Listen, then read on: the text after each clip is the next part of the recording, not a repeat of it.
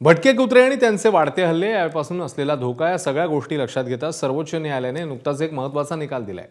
या निकालात धोकादायक आणि आजारी भटक्या कुत्र्यांना संपवण्याचे निर्देश देण्यात आले आहेत। काही राज्यांनी न्यायालयाच्या निर्णयाची अंमलबजावणी देखील सुरू केली आहे। मात्र प्राणीमित्र असलेल्या काही बॉलिवूड सेलिब्रिटींनी या निर्णयावर फेरविचार करण्याचं आवाहन केलंय। पाहूया याच संदर्भातला रिपोर्ट। मैं यही कहना चाहता हूँ कि इंसान सिर्फ किताबें लिख सकता है, लेकिन अगर वफादारी की बात करें तो वो डॉग्स ही होते हैं जिनसे वफादारी हमें मिलती है। अभिनेता सोनू सूद कुत्र्यांविषयी आणि त्यांच्या इमानदारीविषयी इतकं का बोलतोय? तर त्याचं कारण आहे सर्वोच्च न्यायालयानं भटक्या कुत्र्यांविषयी नुकताच दिलेला एक निकाल। नागरिकांची सुरक्षितता आणि भटक्या कुत्र्यांचा वाढता धोका लक्षात घेता सर्वोच्च न्यायालयानं धोकादायक आणि आजारी कुत्र्यांना इंजेक्शन देऊन मारण्याचा निर्णय दिला होता। मात्र याच निर्णयावरून आता प्राणीप्रेमींनी नाराजी व्यक्त केली आहे।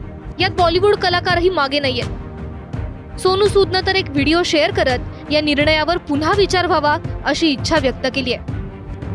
हम हमेशा बात करते रहते हैं ह्यूमैनिटी की कि किस तरह हमें लोगों का साथ देना चाहिए, लेकिन जो वफादार कौम जो सड़कों पर घूम रही है हम उसे भूल जाते हैं और एक ऑर्डर पास करते हैं कि आप इन्हें पकड़ के मार दिया जाए। तो मेरी ये रिक्वेस्ट है, हमें इस ऑर्डर को रुकवाना है और ज़्यादा से ज़्यादा लोगों को इन स्ट्रे जो डॉग्स हैं उन्हें अडॉप्ट करना है। उनके गले में कोई पट्टा डाल दीजिए ताकि पता चले कि आपका ये डॉग है जिसकी आप केयर करते हैं, जिसे आप खाना देते हैं। सो आई थिंक ये मिलकर ये हम आवाज़ अगर उठाएंगे तो बहुत सारे बेजुबानों को जुबान मिलेगी और एक नई जिंदगी मिलेगी।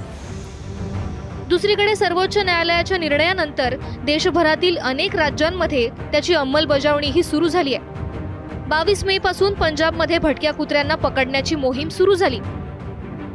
खुद्द मुख्यमंत्री भगवंत मान यांनी सोशल मीडियातून याची माहिती दिली। त्यानंतर अभिनेत्री रवीना टंडननं पंजाबच्या मुख्यमंत्र्यांना एक आवाहन केलंय। भटक्या प्राण्यांबाबत सर्वोच्च न्यायालयानं दिलेल्या निकालाची संपूर्ण देशात चर्चा होतीये।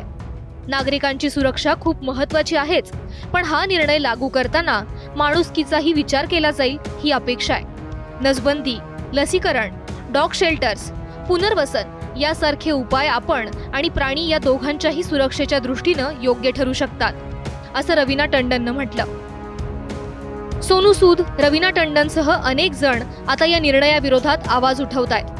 पण देशातले भटक्या कुत्र्यांचे वाढते हल्ले, त्याच्यामुळे झालेले मृत्यू दुर्लक्षित करून चालणार नाही। हा केवळ प्राण्यांच्या हक्कांचा विषय नसून लहान मुलं आणि सामान्य नागरिकांच्या सुरक्षेशी जोडलेला अत्यंत गंभीर प्रश्न आहे। ब्युरो रिपोर्ट, एबीपी माझा।